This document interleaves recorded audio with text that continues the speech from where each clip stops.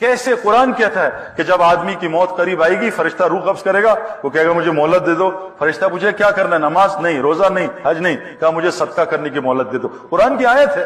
آج مسلمانوں صدقہ ہی چھوڑ دیا. اللہ کے نبی نے قسم کھائی ہے, میں قسم کھاتا ہوں جو مسلمان ہاتھ پھیلائے گا اللہ اس کے فقر کو بڑھائے گا, اور میں قسم کھاتا ہوں جو مسلمان صدقہ دے گا اللہ اس کے مال کو بڑھائے گا. یہ تین, یہ مال لینے کا, یہ میں آپ کو ایسے نہیں بتا رہا, یہ تین صفات غصے کو کنٹرول کرو, قابو کرو, اس کو سیکھنا پڑے گا. ہمارے دوست ہیں ثقلین مشتاق, ہم ایک جماعت میں گئے, ثقلین ہمارے ساتھ تھا. ایک دن امیر صاحب نے اس کو بہت ڈانٹا, خوب, اتنا بلڈ پریشر تھا ان کو, شوگر ایسا بلاسٹ کیا. تو ثقلین نے کبھی, اور ثقلین تو سپر اسٹار ماشاءاللہ, اور ابھی ریٹائر بھی نہیں ہوا تھا. تو جب اس کو 15 منٹ ڈانٹا نا, تو میں نے دیکھا, میں کہا ثقلین تو ادھر چلا گیا. میں کہا ثقلین بھائی آپ کو غصہ تو نہیں آیا؟ کہا سعید بھائی گراؤنڈ میں اتنی گالیاں کھائیں دنیا کے لیے, تو اللہ کے دین کے لیے 10 منٹ ذلیل نہیں ہو سکتے. میں کہا سبحان اللہ یار, غصے کو کنٹرول کیا. کیا اللہ نے اس کو دنیا دی؟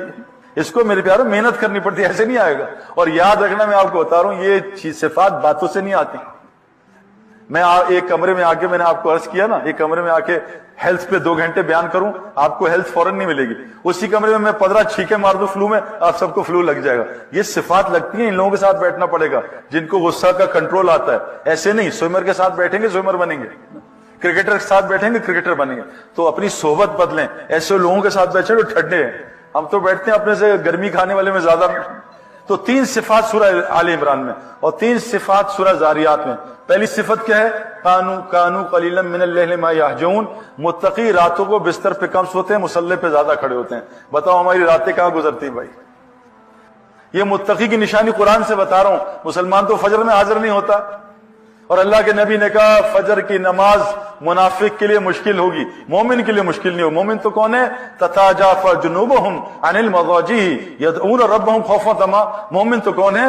جس کے بستر پہلو ان کے بستروں سے دور ہوتے ہیں, اور راتوں کو اٹھ کے اللہ کے سامنے کھڑے ہوتے ہیں, اور اللہ کو خوف اور امید میں پکارتے ہیں. واللہ یہ رات کا اگر مسلمان اپنا معاملہ ٹھیک کر لے, اللہ سارا نظام اس کا ٹھیک کر دے. اللہ اپنی قدرت کو پہلے آسمان پہ لے آتے ہیں. بخاری کی روایت ہے کہ مانگو مجھ سے کیا مانگنا ہے, ساری امت وقت سو رہی ہوتی ہے. متقی کی صفت چوتھی کیا ہے؟ راتوں کو بستر پہ تھوڑا سوتے ہیں, مصلوں پہ زیادہ ہوتے ہیں. میرے پیاروں, یہ بڑا عمل بتا رہا ہوں رزق کا آپ کو. ہم اپنی نمازوں کو ٹھیک کریں. ہم نے نماز کو T20 بنا لیا, جلدی جلدی T20 نماز پڑھو, ٹربو لگا دیا نماز پہ, جلدی جلدی نماز پڑھو, باہر باربیکیو آرام سے مزے کر کے کھائیں گے. جلدی جلدی نماز پڑھو, پھر پیزا مزے سے کھائیں گے. روایت میں جلدی جلدی پیزا کھاؤ پھر آرام سے نماز پڑھو, جلدی جلدی کھانا کھاؤ پھر آرام سے نماز. جو نماز میں جلد بازی کرتا ہے وہ حضرت محمد صلی اللہ علیہ وسلم کی امت میں سے اٹھایا جائے گا. میں آپ کو بتا رہا ہوں نماز بڑا دروازہ رزق کا. میرے پیاروں, یہ اشراق کی نماز میں ہماری روزی ہے, چاشت کی نماز میں روزی ہے, تہجد کی نماز میں روزی ہے. اے میرے نبی, ہم آپ سے معاش نہیں چاہتے, ہم آپ کو دیں گے. آپ نماز قائم کریں اور اپنے متعلقین کو بھی نماز قائم کریں. نماز قائم کا حکم ہے, نماز پڑھنے کا حکم نہیں ہے. آپ نماز کو سر سے اتارتے ہیں, شکر نماز ختم ہوئی. جو متقی ہوتے ہیں تو نماز توڑنے کا دل نہیں کرتا ان کا. جس کا کنیکشن اللہ سے ہوتا ہے میرے پیاروں, نماز توڑنے کا دل نہیں کرتا, تلاوت چھوڑنے کا دل نہیں کرتا. جیسے آج واٹس ایپ چھوڑنے کو دل نہیں کرتا. ہر 10 منٹ بعد آن لائن واٹس ایپ. ہم قرآن میں روزانہ کتنا آن لائن ہوتے ہیں بھائی, کتنا واٹس ایپ اور کتنا قرآن. اس لیے چوتھا عمل کیا بتایا؟ تہجد پڑھو لمبی. 5واں عمل ہوتا ہے آخری جب رات ہوتی ہے نا, سحری کا ٹائم, اس وقت استغفار کرتے ہیں. اور استغفار وہ چیز ہے, حدیث میں آتا ہے جو استغفار کو لازم پکڑتا ہے اس کو وہاں سے روزی دوں گا جہاں سے اس کو گمان نہیں ہوتا.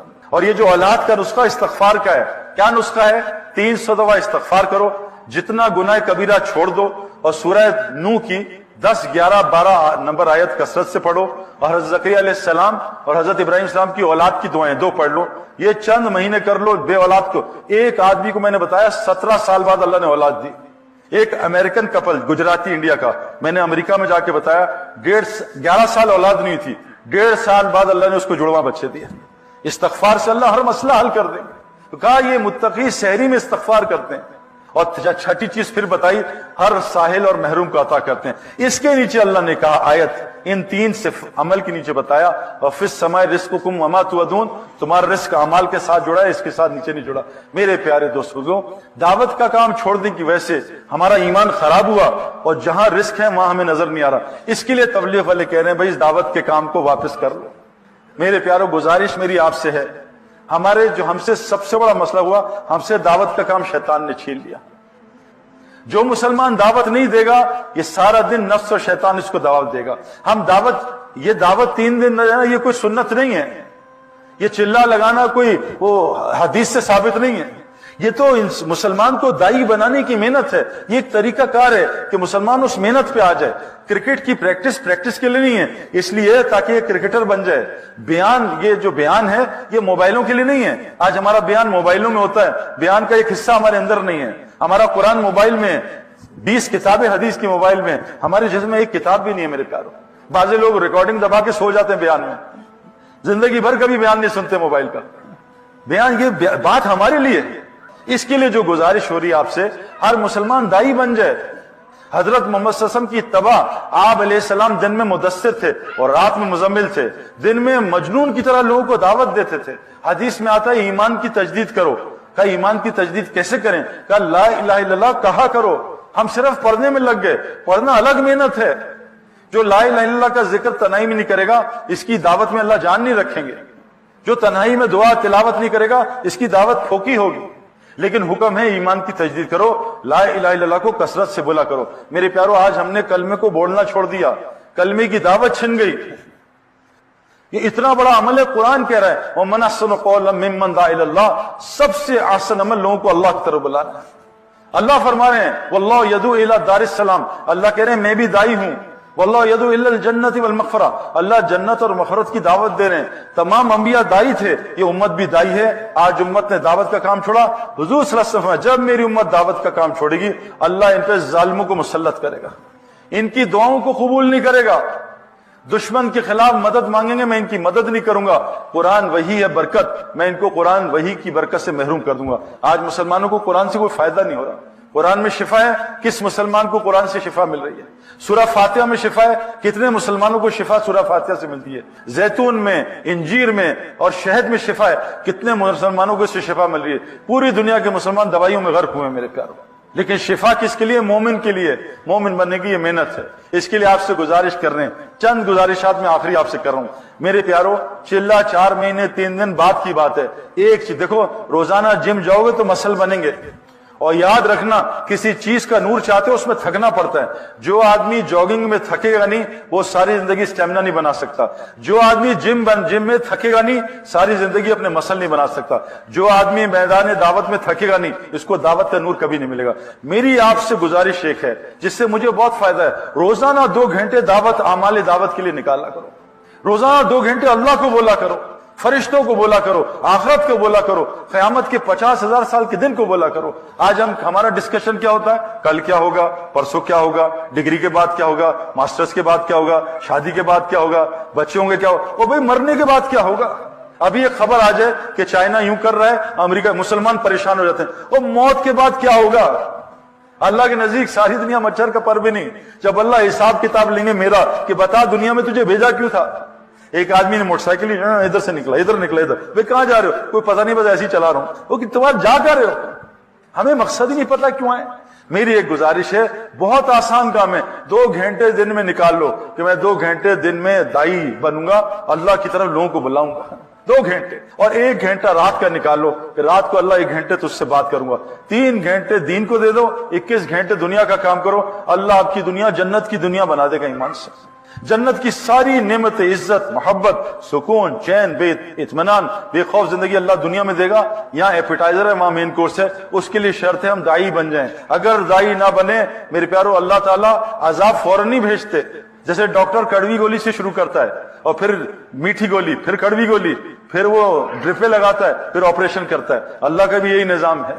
تو آج جو مسلمانوں پہ حالات آئے ہیں، کڑوی گولیاں شروع ہو گئی ہیں، اب پھر آپریشن بھی ہے۔ اس آپریشن سے بچنے کے لیے اس کام کو کرنا ہے۔ نبی اب کوئی نہیں آئے گا، حضرت محمد صلی اللہ علیہ وسلم آخری نبی ہیں۔ اب ہماری آپ کی سب کی ذمہ داری، 6 ارب غیر مسلم ہیں۔ میرا ایک آپ سے سوال ہے، شیخ سدیس صاحب جمعہ پڑھا رہے ہیں مسجد حرام میں، پیچھے 10 لاکھ آدمی کھڑے ہیں، اور شیخ سدیس صاحب نے جمعے میں کہا اللہ اکبر، خطبے کے بعد نماز شروع ہو گئی اور سورہ فاتحہ شروع کر دی، اور سامنے ایک بچہ ہے 10-11 سال کا نابالغ، وہ کہے چیخے مارے کہ شیخ سدیس میرے کپڑے آگ لگ گئی ہے, مجھے میری جان بچاؤ, میں جل نہ جاؤں. بتاؤ شیخ سدیس نماز ختم کرے اور بچے کو جلنے دے یا نماز توڑ کے بچے کی جان بچائے؟ بتائیں بھی کیا کرے؟ بچے کی جان بچانی چاہیے نا. ایک بچہ 11 سال کا مسلمان ہے, اگر جل بھی جائے سیدھا جنت میں. مسلمان جل کے مرے شہادت کی موت ہے. یہ بچہ اس کا تو حساب ہی نہیں ہے. اب ایک بچے کی جان بچانا جو مسلمان ہے, دنیا کی آگ سے اس کو بچانے کے لیے نماز اتنی بڑی عبادت ہے کہ طواف بھی نماز کے لیے طواف بھی بند ہو جاتا ہے. بند کرو طواف, نماز ہو رہی ہے, اتنا بڑا عمل. لیکن ایک بچے کی جان بچانے کی نماز توڑ دو, ساری نماز توڑ دو 10 لاکھ کی, ایک بچے کی جان بچاؤ. بتاؤ میرے پیارو 6 ارب لوگ غیر مسلم ہیں, ان کو جہنم کی آگ سے بچانے کے لیے کیا کرنا پڑے گا؟ یہاں تو اگر نماز پڑھ دی نا پوری, پکڑ ہو جائے گی اللہ کی طرف سے. توڑو نماز, ایک بچے کو بچاؤ. 6 ارب لوگ جہنم کی آگ میں روزانہ 2 لاکھ جا رہے ہیں, مسلمان کو کوئی فرق ہی نہیں پڑ رہا. بتاؤ ہم بچ جائیں گے؟ میری مسجد میں ایک بچہ آیا 1.5 سال کا, چھوٹا بچہ, رینگتا ہوا آیا دروازے سے. میں نے دیکھا, مجھے پتا ہی کس کا بچہ. میں کہا جاؤ اس کے باپ کو تلاش کرو. وہ باپ پھر رہا تھا, پتہ نہیں کہاں چلا گیا گلیوں میں. 1.5 گھنٹے بعد آیا وہ باپ. تو اس میں کہا تیرا بچہ ہے. انہوں نے مجھے گلے لگایا, پہلے خوب رویا میرے سے, جزاک اللہ سعید بھائی, اگر آپ نہ بتاتے میرا بچہ گیا تھا, گیٹ سے نکل گیا باہر, مین روڈ سے مسجد میں آ گیا. تو باپ اتنا خوش ہوا بچے کو, ماں بھی آ گئی, دعائیں دی ہمیں.